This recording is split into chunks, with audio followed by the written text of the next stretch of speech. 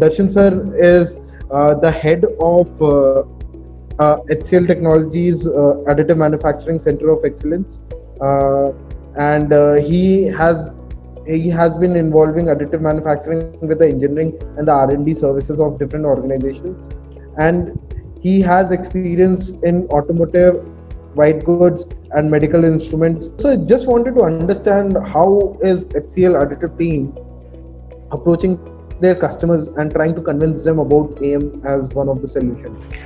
Yeah. So additive manufacturing, when you say additive manufacturing, it's not just design and printing alone. There's a lot more to it.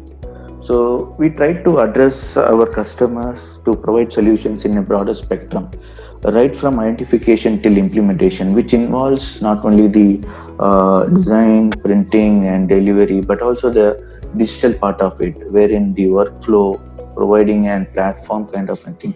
So when you say additive manufacturing, it's kind of a distributed manufacturing. It's not a centralized one. It's a distributed and connected. That's the terminology which being used.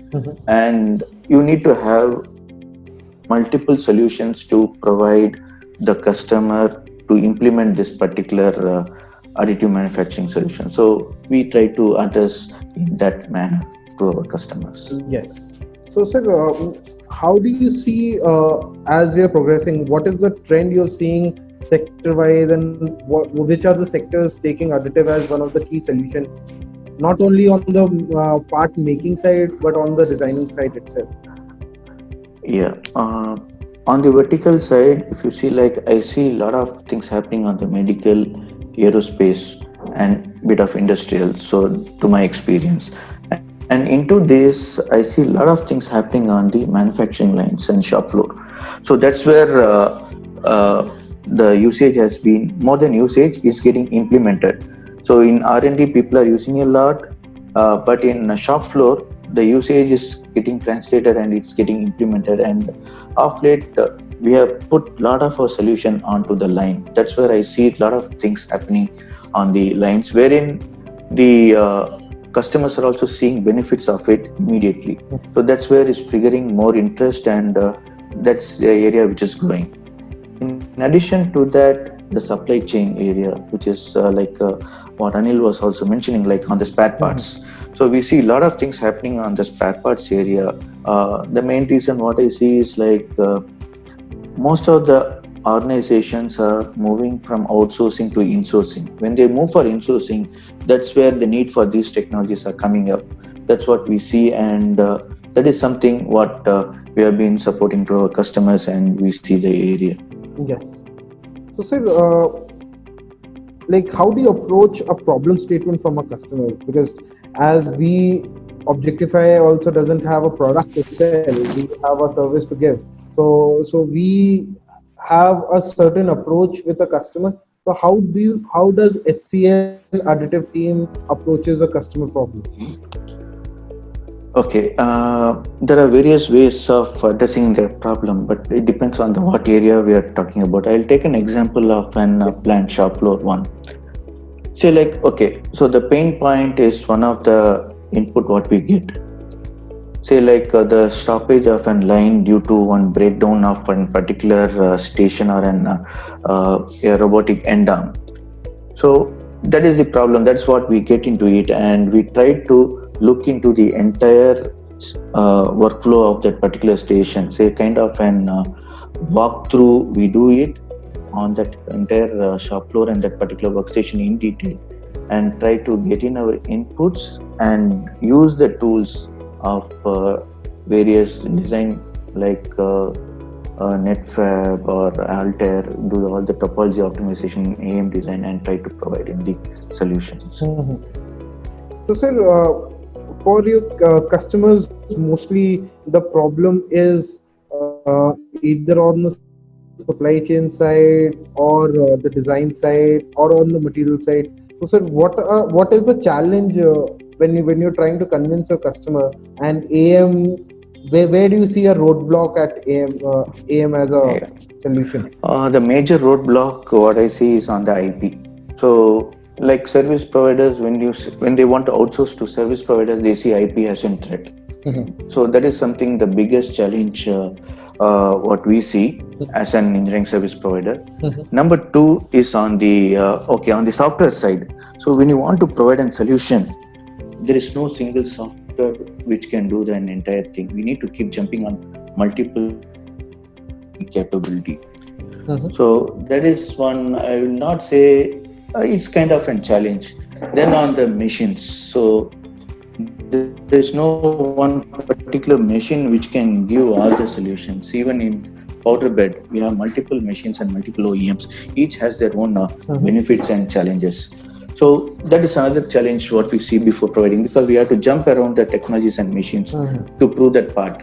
Either it may be a new part development or an plant related product or manufacturing implement or an spare part, whatever it is. So broadly, you see these three things. In addition to that, the same thing like material and awareness, what Anil has mentioned. Yes, sir. So, how do you tackle the skepticism from a customer on additive as the technology which has to be implemented? Because as far as I can understand, there has been like multi-level skepticism from the end users. Might be coming from the quality team, from the HCM team, from the design team. So we have to convince different level of teams. So how do you tackle that skepticism from organizations to organizations? So yeah, you are right. We have gone through a lot of it, and so yes, we get a lot of criticisms or feedbacks and comments whenever we talk about additive manufacturing. There is still no clear awareness among the group. What we do normally is like we do with one proof of concept or an data point, basically. So the data point is what would help in convincing. So the data points on all aspects, in terms of function, in terms of material, in terms of testing. So in complete data point with related to one particular material and one application. So that is what would really take away the skepticism from the customers, because there is a perception like, yeah, this is nowhere close to the conventional process, and the material is not really strong, and it's a costly process. So those are some of the theoretical things which are there in the minds of our customers. But when we go through an example or POC or kind of an real-time scenario with the data points, that's where people try to start listening, basically. So that is something what we try to do it. Yes. So there is a, like, as we have been discussing about topology optimization. So as Shripati also told and Anil sir also told, there is a process of adoption of this kind of technology. So how do you approach certain that kind of ideology or methodology for your customer? Additive manufacturing is a wonderful technology, and to utilize it to the maximum, we must use design tools like topology optimization, without which you cannot really get the benefit of additive manufacturing. That's my view. And the thing is like, it has to become an day-to-day practice of using it. It should not be something like an special tool to work in. It has to go hand in hand when we are doing design. So it should be part of our day-to-day activity. That's what I see topology optimization's role in additive manufacturing. How do you see COVID-19 changing the disruption of the supply chain? Because you are also coming from a service provider kind of industry. I also come from that, and people there have been like mixed opinions that the supply chain disruption will bring additive to a new level for the supply chain managers. Do you see what kind of approaches your customers are looking at now after this pandemic hitting us really hard? Okay.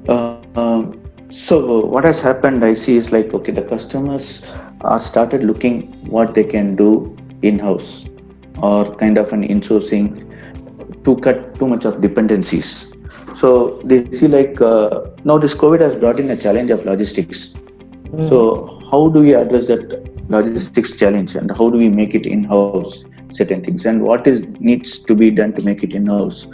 So that is one point. I will not say that is the only thing. So there is one thing in certain areas which has provoked the customers to look in for this technology, because this gives them freedom to make it in house, and in certain cases in an economical way as well. Mhm. So that is something what COVID has brought in.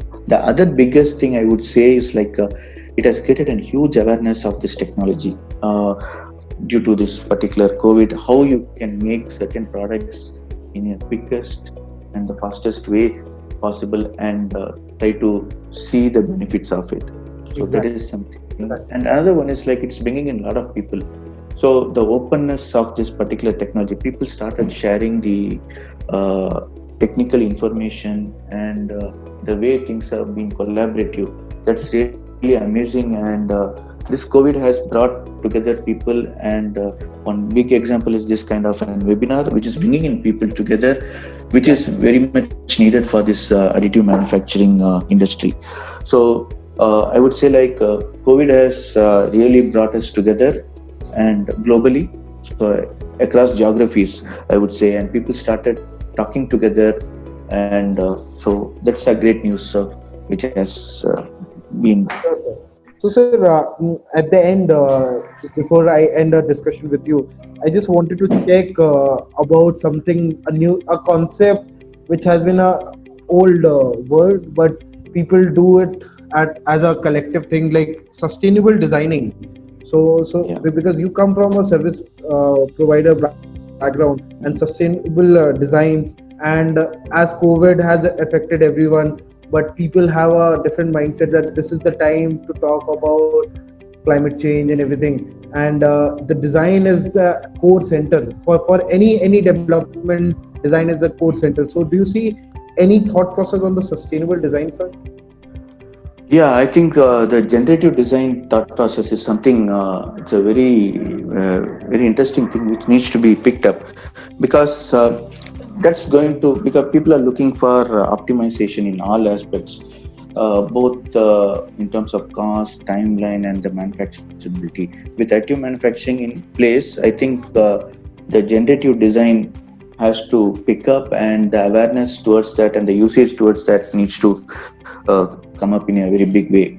And I wish there are easily accessible softwares in the coming days for all these generative design technology.